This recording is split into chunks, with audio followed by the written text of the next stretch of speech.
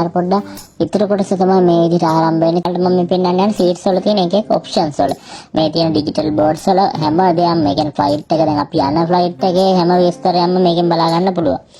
එතකොට මේකේ පෙන්නන්නේ ඔයාලට යන කියන්නේ දැන් කොච්චර අහස උඩකින් කොච්චර අඩ යනකින් උඩින් යනවද? එතකොට දැන් මේ යන සෝන් එකේ කොච්චර ක්ලයිමේට් එකේ කොයි වගේද කොයි වගේ සෙල්සියස් ගානද තියෙන්නේ හැමදේම ඉන්ඩිවිජුවල්ස් වලට මේ ඩිජිටල් බෝඩ් එක හරහා බලා ගන්න පුළුවන්.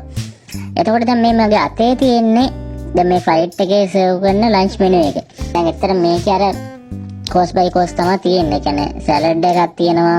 එතකොට මේකෙදී අපිට කන්න මේන් කෝස් එකයි ඩෙසර්ට් එකයි තමයි මේ මෙනු එකේ තියෙන්නේ. ඉතින් ඔය විදිහට මේ ඔක්කොම ටික මෙතනින් අපිට සර්ව් කරනවා.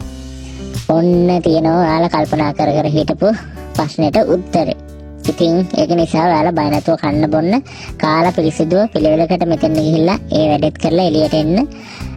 ඔයාලා දැන් අහන්න එපා මේව කොහෙටද යන්නේ කියලා. මොකද ඒව අපි දන්නේ නැහැ. ඒව දන්නේ ගුවන්තොටුපළ ඉන්න ඉංජිනේරු කාර්ය මණ්ඩලය. ඕකේ. තව පොඩි වෙලාවයි තියෙන්නේ අපිට ලෑන්ඩ් කරන්න ෆ්ලයිට් එක. ඒතර ඔයාලා දැන් මේ පල්ලෙහාන් පේන්නේ ඩුබායි වල තියෙන මේකේ ස්වභාවය. වපසරේ ස්වභාවය. ඒකට ඇත්තටම අර ලංකාව වගේ නෙමෙයි. ඇත්තටම ගස් කොළන් නැහැ. තනිකර කලින් කාන්තාරා වගේනේ තිබ්බේ.